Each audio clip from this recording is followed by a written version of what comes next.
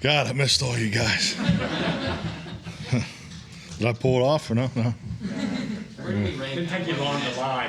What's that? Where do we rank on what you missed? Oh, shoot, that's a long list. Very high, very high. All right, David. Did you burst through the doors at 12:01 last night, or did you wait a little bit longer? No, it was good. I got in here a decent time this morning and just really getting back on track. So it's good to start off with the team meeting this morning at 7:30. So just really kind of jump right back into the normal flow. Yesterday, Tony Pollard didn't work. Can you talk a little bit about how he hurt the foot and what his prognosis is? Yeah, Tony injured a foot in the game. Frankly, I think it was on the touchdown run. So it's a foot sprain, and he'll continue to work this week. But the plan is to just take the week and put him on the projection to play on Sunday. Mike, how was it being back in team meetings this morning? And how do you catch back up to speed? It was good to be back in. Had a lot to say. Probably said too much. Frankly, I think these bye weekends and bye weeks, there's a study and a presentation I've always done. So, frankly, I would have liked to have done it on Monday, but I kind of chopped it up in pieces and did it today. So I was able to get back and go through some of the things that we went through in segment 2 that I feel like we need to highlight going forward. Obviously it's about beating Washington this week, but it was great to be back in there and get going. But so much a part of what we do is the routine and the regularity. We're in the winter schedule now, so we're actually, if you go back all the way to week 1, we're 75 minutes less between meeting time and practice time because it's something that I've always done. You build through the year. So just making clarity of what's expected over here in the next 5 weeks, and just to hit a number of the self-scout components that I think that need to be reinforced, and concluded with an overall observation and tied it into the this week's message. You mentioned the word routine. Remember early in the year you had the different games for the different days for all the games, and now you've been through this stretch of Thursday, Sunday, et cetera, and then your own situation. Are you redefining the word routine at all this you're going through? I think it's the NFL. I think it's today's NFL. It's you have more challenges that you deal with the pandemic and holiday season in front of you. I think you're always coaching and reinforcing, particularly young players. This is the first time our players will play against Washington football team. So that was part of the message today. Just really to make sure we have things tied up. Spend a little time with the administrative staff to make sure we have Christmas schedule lined up. So just making sure things are tight because these are the most important games of the year. Starting with this one, this is December football. December football defines your season. You have to get it done in December. There's no way that we can't get to where we want to go if we don't take care of things, each and every week. I like the fact that we're on a 5-week stretch. Hopefully it stays seven days. That'd be nice. But I really like the way this lays up for us. Is Amari Cooper ready for a full load? Last week certainly was on a pitch count because of conditioning issues. I have no reason to think no. Obviously when I get out there in person today, I'll have a better feel for that. But I have no reason to think he's not. Does playing a team twice in 3 weeks change anything going in, other than the backside make it a little easier a couple of weeks from now? Just like to look at things from the positive angle. I think it helps, particularly the second game being on Christmas, day after Christmas. So, we've taken an approach where, our install's a little heavy this week. Coming off of the bye week, we've had more time to spend on Washington. They've obviously have played very, very consistent, here this past month, and particularly, the things that they're doing and how they're doing it. So I think the fact that, we do play them twice in 3 weeks, we can, benefit from, a little extra time on the front end of this one. So when the volume, whatever we use or don't, whatever we use in a game or don't use, I think it'll transition to the game 3 weeks from now, 2 weeks from now. Relative to the running game, what do you see the issues being, and how confident are you can resolve them in a short space of time? I think it really falls in line with what you need to do here in December. It's execution's everything. It's always been that way. I think being in the hotel room. You have a lot of time to reflect, talk to people you haven't talked to in some time, and you had a chance to really look back. I think of Marty Schottenheimer this time of year. I always felt that he was so consistent in the way his football teams went into December and how they played, and just you just, as coaches, you're always emphasizing the details and the things you need to get done, fundamentally, and that's where we are. We need to be better fundamentally. I mean, it's everything that we have done. We've had very productive run game, performances early in the year. We've had some times during the second segment of games where we weren't as in sync, but we clearly understand the importance of running the football for the football team and stopping the run for the football team. So it's definitely a primary focus for us. Marty Schottenheimer used to lean into rivalry weeks, to the Raiders week. You kind of played up with players with 4 division games and 5 games. Do you do any of that, tapping into that? Yeah, I don't know if you could do it like he did it. Not in today's world, but he was Raider Week was a big deal. I know. I want to say his 10 years. I think he was 18-3 against the Raiders. I know 6 years I was there. I think we lost maybe once, twice in that time. So, but you definitely have to, have that component as part of your operation. I think more importantly, today I showed a historical video of the rivalry. I think it's really important for your rookies to understand, your young players to understand what they're, it's all part about what's in front of you and the environment they're getting ready to walk into. So I think these division games, that's all part of your preparation. Are rivalries the same today as they were back in the day with free agency and players changing teams and so much more movement? I mean, I think he probably not. I mean, at some level, but I think to the fans, it's definitely there. I don't think that ever changes. When I look at the '90s, being part of the Kansas City Raider rivalry, I mean, a lot of those players were on the team all 6 years. I mean, so you had a lot of the same players lining up, so they were competing twice a year. So you don't have the number of attempts. I mean, just look at our roster from last year to this year. I mean, I think the last time we looked at it was 84 players that are in the building. I think 40 of them weren't here last year. So that's that's the reality of it. But I think it's really the type of game and just what goes into these games, and I think the fact that the league has moved these division games, these rivalry games to the end is even added another notch to it. So, and I think these are great games to compete in. I've always looked forward to them. I know our players are looking forward to it. So I think it all adds to the type of game you'd want to watch and definitely want to be a part of. The historical video that you showed, how far back did that go? Oh, shoot. I mean, definitely the 70s.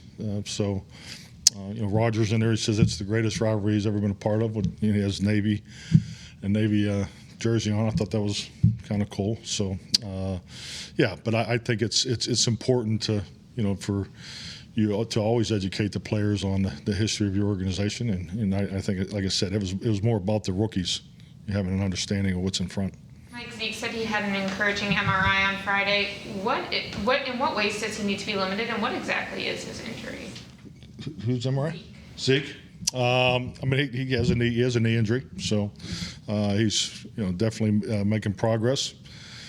Feels better, just from my communication with Jim and Britt this morning. Went back through everything, so he's having a good week. It's something he's been dealing with for quite some time. Y'all signed Ito Smith yesterday. Is it fair to say that that's an insurance signing, given what Tony and Zeke are dealing with? And when you make a signing like that, what's the most important thing that you consider? I mean, good point. I think really, especially in today's roster development, it's something we've been talking about. He's someone that has come across my desk a number of times already this year. So I think the fact that it is December, football. Tony and Zeke are just working through some things. Fully expect them to play. But I think it's just the part of the development of the roster and trying to have as many guys available for this stretch run. Talking about running game and running backs, what's the key to stopping Antonio Gibson and watching? It seems like the offensive line is really in sync and they're doing a lot. Yeah, very natural runner. Very instinctive. Yards after contact is impressive. So, definitely a focal point for us. And I thought he jumped on the scene last year as a rookie, and and his ability to come out of the backfield too to make plays. So he's a player that can do it in all three phases of the running back position. So, very good player. How do you assess where Dak is since coming back from the calf injury and how he's played? I'm fine. I'm fine where Dak is. I mean, I think it's you go over the course of the season. Actually, one of the things I went through was a trend line of our production and comparables and things like that. And I think the most important part of the statistical breakdown is the fact that you do have the spikes and it shows the capabilities and production levels and so forth, but also shows all the different challenges that we've been through. And I think these are all great experiences that pay forward. So, hey, we're trying to improve and get better each and every day. We understand the challenges, outside of the our football space, but it's about self-improvement and winning, and that's all it ever will be. Dak is definitely. If you're looking for an example, exemplifies that. Just a chance to watch the practice from the window yesterday, and you see the team go off the field, and the quarterbacks are out there another 15, 20 minutes. So, hitting the different throws, you can see the throws he's working on, particularly in the game plan and so forth. So, yeah, I'm very comfortable where Dak's at. Has his footwork been as clean since coming back, or you think is it in his head? Coming back from what, calf?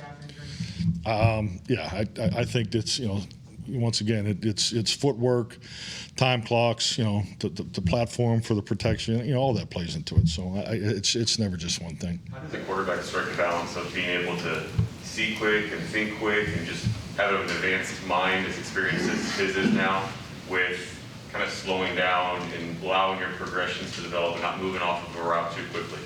I think the discipline and staying in tune with the scheme is giving you.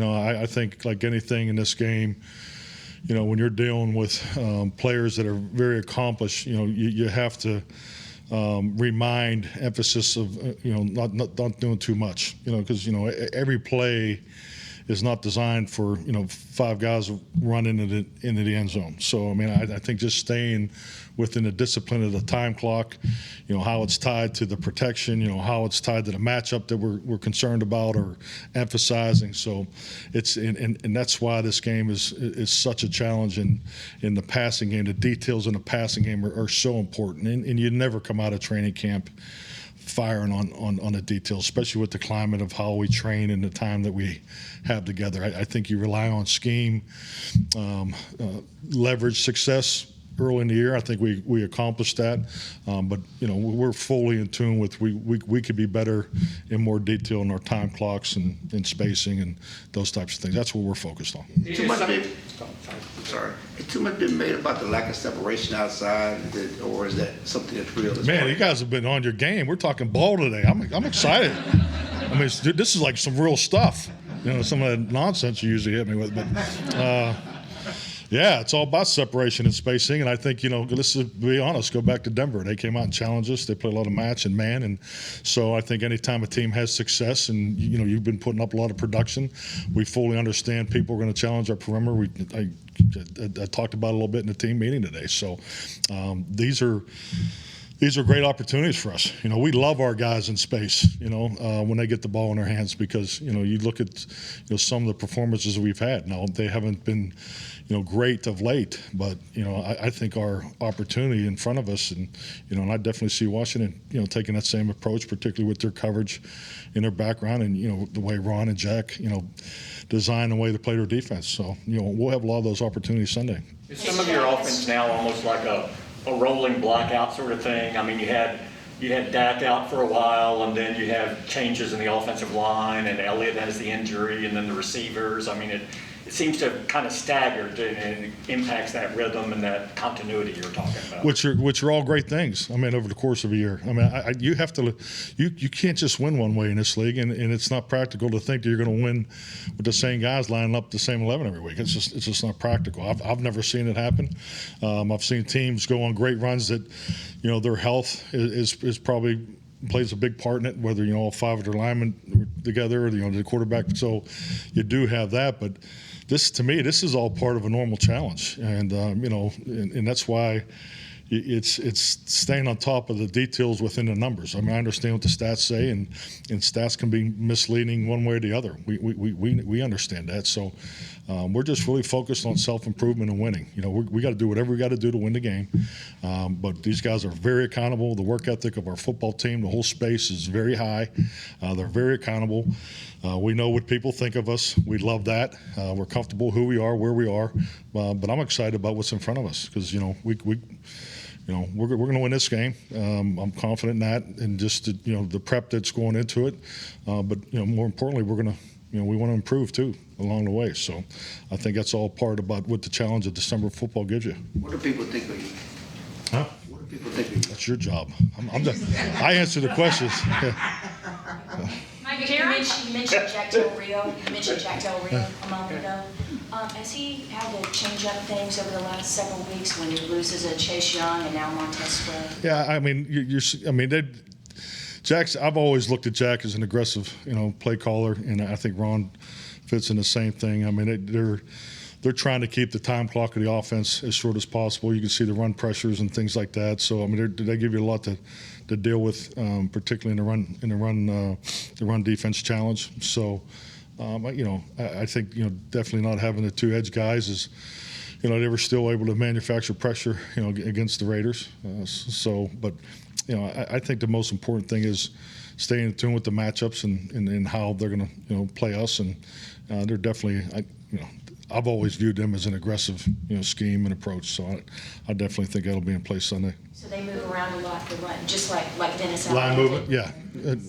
Yeah, they'll have the rocks and the inside stunts and the rocking nose, which is definitely something people have been doing more to us lately.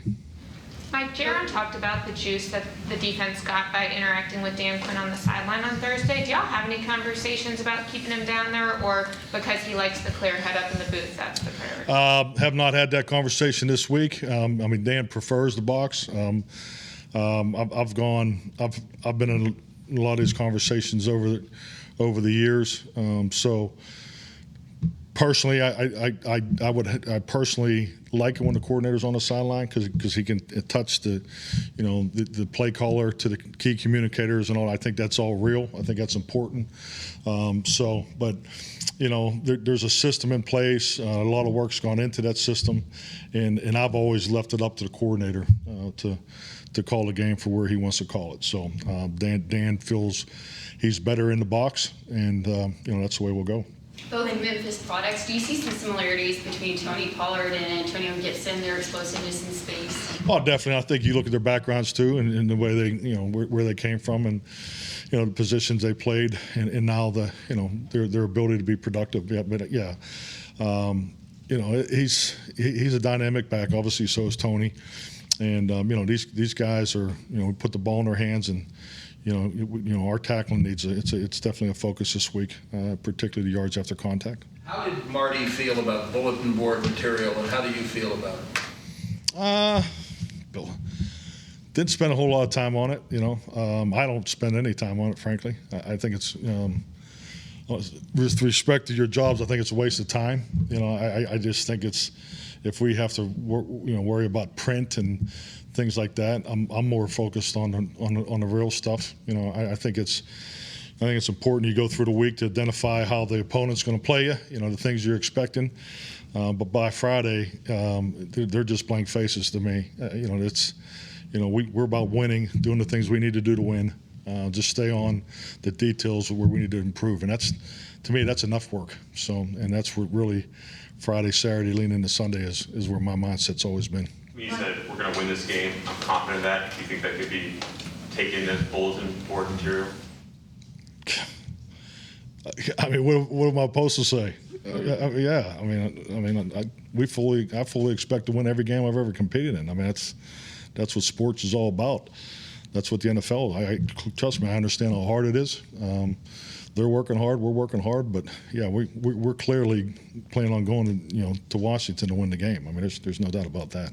Mike, when you watch Taylor Heineke on film, what does he show on film? And the reason I ask it that way is a lot of things that are attributed to him, moxie, guys rallying around him, things like that. Does that manifest itself when coaches watch on film? Definitely. I mean, how can you not respect his game? I mean, it's love the way he plays. He's obviously been a key contributor to success, and I think they're in a really good rhythm. I think Scott's done a really nice job with the offense. I mean, they have veteran coaches throughout their staff. It's a staff that has been together a long time, so you can see the comparables of their past and their history in Carolina and so forth. But I think he plays the game the right way. He can extend plays, and I think that's very important from the quarterback position. But he's definitely in rhythm. You could see, particularly the way they've finished games the last 4 weeks. I mean, I don't know how you cannot be impressed with that, and a big part of that is the quarterback. So I think he's done a heck of a job this past month. After the loss to Denver, we talked to Dak about the difference between confidence and arrogance. When you say something like "we're going to win," is the idea that you're confident, but you're also preparing for it. It's not we think we can win without doing the work. It's we're confident because we're doing the work. Yeah, I mean, we're confident in our process. We're far enough down the road here that I feel like our players have done a very good job preparing each and every week. We're relatively healthy. We've had a chance to come off this bye week. So looking forward to today. We'll have a padded practice today. So this is always, to me, kind of an important day for trigger. From a trigger day for me personally. I think you get a lot out of Thursday's work because it tells you exactly what you need to really dial into on Friday and make sure you get a couple more reps at it on Saturday. So yeah, I think it's just all confident in who we are as a football team. What's Noah Brown's outlook with the growing injury? Couple weeks. So I'm told it's a couple week injury. Do you anticipate he could be placed on IR this week? Don't have that for you. It's going to be a couple week injury. You talked about self-improvement, and that's the key that you guys are focused on. Is that more difficult to do when you're scaling back in practice time and meeting time? Oh, definitely, yeah. But it's not like we're going to go out there and generate 20 more reps of things we need to improve on. I mean, it's not going to come through the physical volume of it. It's going to come through the details and the efficiency, and I mean just the little things. Just talking to make sure the D linemen on the look team today give us the exact look that we need to get.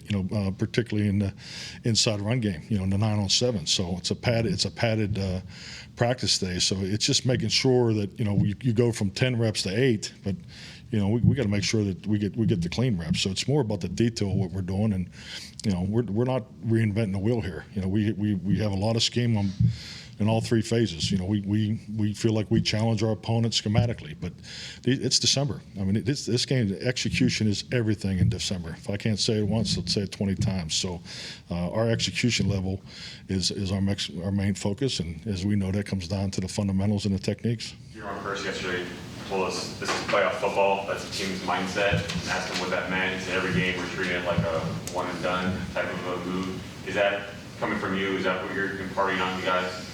No, I haven't used those words, but I'm all for it. I think you have to have a singular mindset every week, and especially in division games. I mean, 4 division games in 5 weeks. And obviously this is all that matters. So. We have the opportunity to be 3-0 in our division, when we walk off the field Sunday. So, I think the singular mindset, we all get to it, as many different ways as possible. So, I like his outlook. Nothing new with COVID today? No, nothing new. No. Any new injuries that we're going to see when we get out there? Nothing new. No. Anything else myself? Have you had my money's worth today? I mean, goddamn. Chatty Cathy up here. All right. Thank you. Good to see you.